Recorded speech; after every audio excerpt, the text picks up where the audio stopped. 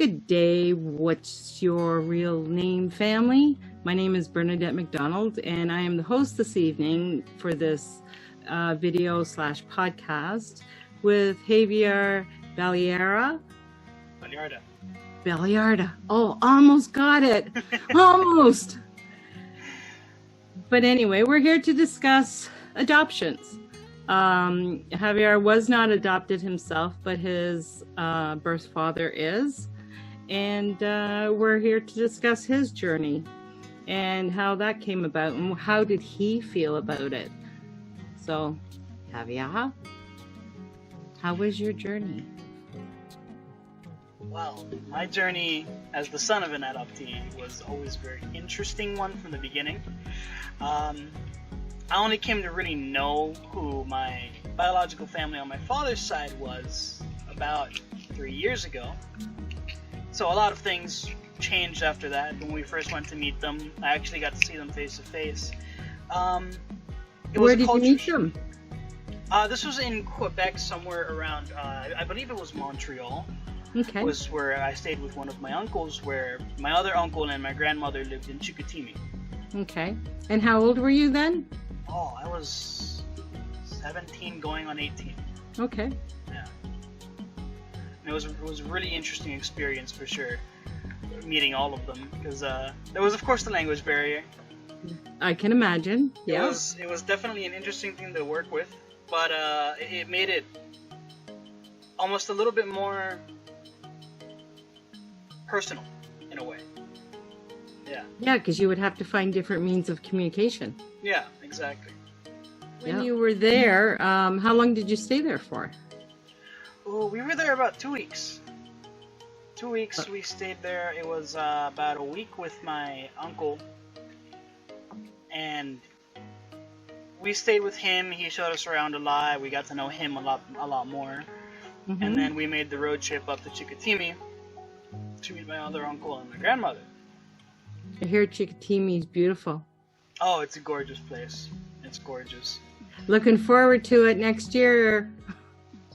It was a really beautiful place. I liked it when I went there, and I definitely go there again.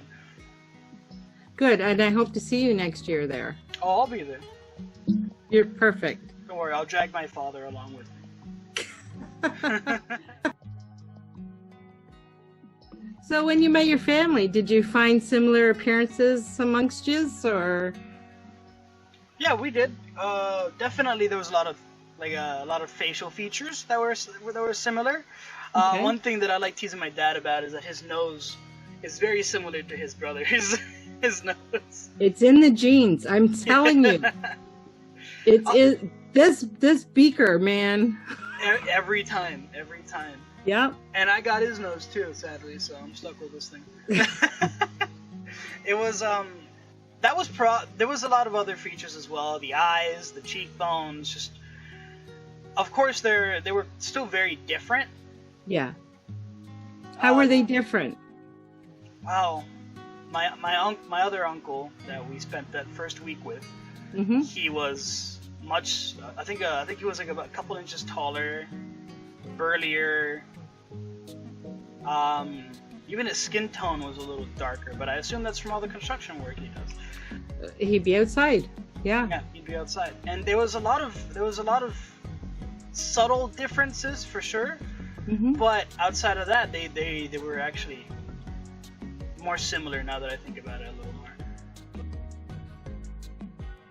Were there any commonalities in like hobbies or jobs or vehicles, maybe even? Lifestyles? Probably cars. Okay. My father and my uncle both like cars. Lifestyle for sure. Granted, some of these habits probably weren't the best, like smoking. Don't talk about that. But yeah, they definitely did have habits. Like it was their personalities differ, of course, but you can definitely see how they'd be related. Just from their personalities. Were you able to meet any cousins around your age? I believe there was one when we had the get together. Mm-hmm. my memory is horrible, but I do remember a good chunk of it. There was one kid that I do not remember his name, but that was the only kid anywhere near my age at that event.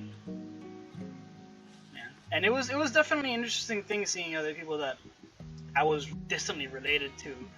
That I was like, wow, I'm in a room full of family and I know like absolutely nobody. Well, that can be scary too. That can be a tad awkward. Yeah. You know, you would think. Usually, I'd have no problem in a situation like that, but it was definitely a bit weirder knowing that everybody was family. So I was a bit more conscious of first impressions. Yes, and that's the whole thing, right? How they perceive you. Yeah. You know. Definitely, it's definitely something that was on my mind. Still, regardless though, they were all great people. I had nothing to worry about in the end. I worried too much over nothing. It seems to run in the family. Yeah, well, I get it from my dad. So how were you able to communicate with them? My uncles, we usually, well, the one that we stayed with for that week, it was pretty easy because he did speak enough English that it was easy to actually have like simple conversations with, like, hey, where do you want to go eat? Or, hey, you want to go for a walk? Stuff like that. For my uncle and grandmother that lived in Chicoutimi, though, it was much harder because they both spoke almost strictly French. Okay, So, was it Canadian French or Parisian French or Slang French? I believe it was Canadian French. Okay. And so my uncle that we had been staying with up until that point was working partially as a translator. When we first met them, we were getting used to it, so he was there and guiding us through it. And after that, we got more comfortable. After we got to know them a little more, we were just sit down, pull out the phone, tap Google Translate on, and we just talk back and forth. Oh, wonderful. Yeah. How do you feel your dad's experience was? Oh, he absolutely From watching him. It made him a very. It definitely changed his view on a lot of things. Okay. I got to watch him as everything happened, and I've always liked to observe. So for me to see him go through this huge change and meet family that like he hadn't had contact with for over 40 years was an amazing experience, and seeing him just be so happy meeting and seeing his family again was pretty heartwarming, I guess is the best word. That'd be a beautiful view. Oh, it was. Yeah. Definitely. Would you ever adopt? Adopt? I've thought about adopting, but I always kind of leaned more towards the foster care. Okay. Yeah. There's a lot of, well, I've had a lot of friends who've gone through the system, and a lot of people that I know go through some pretty bad situations through the system, and I want to be part of the reason why that changes. That's good. We need more people like that all around the world. I mean, Would you always live in the States? I've always lived in the States outside of Puerto Rico, which was where I was born. But when we moved from there when I was 4 years old. And I've been in Florida pretty much all my life since then. I think the farthest I've traveled anywhere was probably Cancun, Mexico. Oh, okay. Or Canada. There you go. Well, I think we're a little bit further than Cancun, aren't we? I don't know, actually, now that I think about it. I don't know. It's possible, one of the two. Yeah. Would you always live in Florida, or do you have any aspirations to move elsewhere? I definitely want to move elsewhere. For the degree that I want to pursue, I want to move out of state for sure to get my doctorate in English education. Hopefully start doing some proper change into the schooling systems and trying to get something going that will help the future generations in the long run. So where would you go? One that I was looking for was probably UCSD in California. Okay. Seeing as I have cousins, aunts, plenty of family over there, I have a kind of like, not safety net, but more as a support pillar. I know I have family that I can talk to, get advice from, that are nearby, that I can just go and say like, oh hey, Christmas is coming around, sweet, let's go have dinner together. You know? With you going through this experience with your dad, have you ever come across anybody who's adopted or found out that they were family of yours? Yes. Yeah, I actually had a friend from high school. His name was Hunter. Great kid. I had known him about 2 years before I even found out that he was I think it was my cousin thrice removed. Mm-hmm. And it was just out of nowhere. Known the kid for 2 years, and out of nowhere we were just like, oh hey, we're related. Stranger went to the same school. Yeah. Small world, right? Exactly. If you came across anybody now with knowing the experience that your father has gone through, would there be any advice that you would be wanting to share with them? To help smooth the transition of finding out? Yeah, get a DNA test. That's for sure. Because for him, when he wanted to get back in contact with his family, we kind of egged him forward to get a DNA test. Mm-hmm. And it did a huge benefit to him. Granted, he's a DNA freak now. He's addicted to finding DNA relatives. So it was probably one of the best decisions he could have made. And he wouldn't. Do you find it came with hesitation though initially for him to do that? Yeah, because it's definitely a huge step forward. And seeing where things have gone now, it definitely was.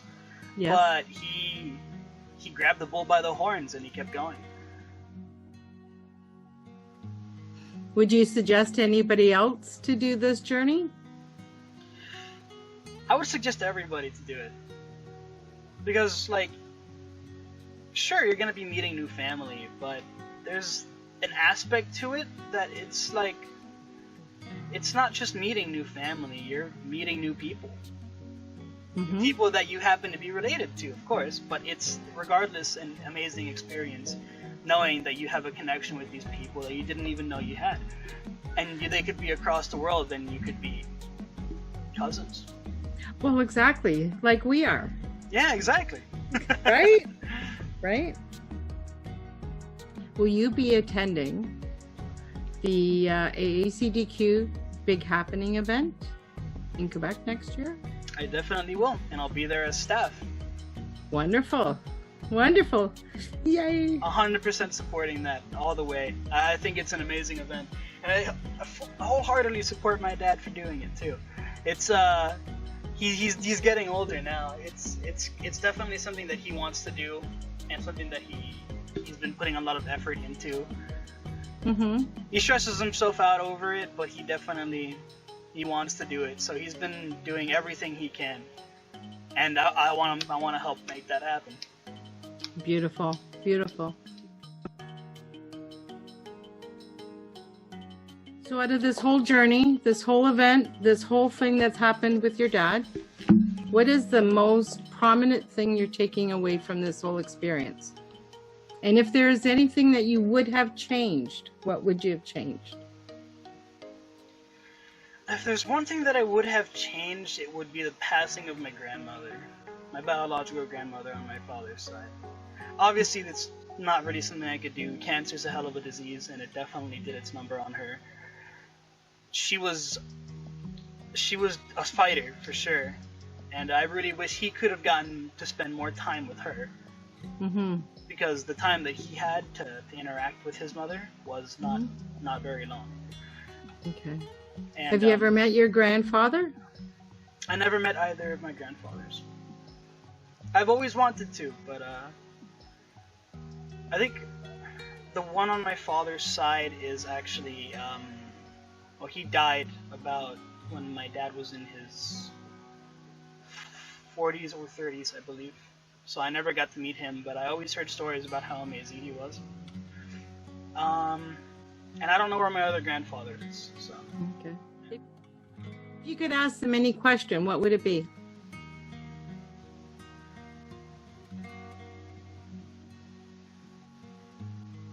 greatest grandkid ever? And they'd probably say yes.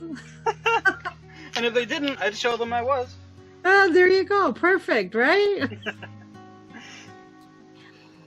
So what advice or support initially or in the future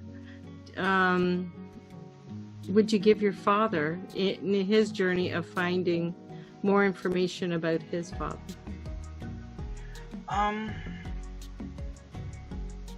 Obviously, there's not much I can do. Mm-hmm. I want to learn more if I want to help him. So I would definitely put in the effort.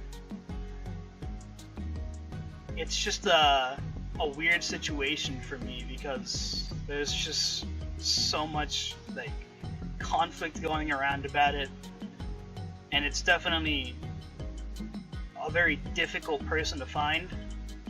And it's at this point, it's like, is it? I'm starting to even question if it's even worth it. I can understand that. Because it's, I don't know, it seems to be putting more strain on him than it really seems to be worth. I think it's great that he wants to find his father, but I think sometimes things just need to be let go. And I hate to say that, but it's the truth. I always say the timing just isn't right. Exactly. Right? I mean, I never say never. I don't. Well, I can't say don't. My philosophy is never say never. It's just a matter of, is this my time? Is this my time to meet somebody? Is this my time to let go? You know, everybody's different. Everybody's journey is different and so forth. He hasn't come to that conclusion yet. He still wants to try. And I understand, because for it really hasn't been that long that he began his search. Realistically, it's 3 years is a very short time. And correct. He still has a long way to go to search for his father. I definitely believe he can. He's dedicated to it. And I don't know, it's just a very strenuous situation. As it is right now, at least. Well, any closing words there, Javier? Yeah, actually. When you're meeting new people, when you find out you're adopted, or you do take that DNA test and find a relative, keep an open mind. It's a new page to a book, you know? Could be in the middle, could be at the end. Regardless, it's a wonderful journey, and it'll have its ups and downs, but it's gonna be fun, just like a roller coaster would be. You're gonna go up, come right back down. Gotta come down. Exactly. Well, it has been an absolute pleasure speaking with you today. Thank you so much. And I hope to see you in Quebec next year. And thank you for your candor. And from all of us from AacDQ in helping those find family. Good night. Thank you very much for having me, Bernadette. You're welcome.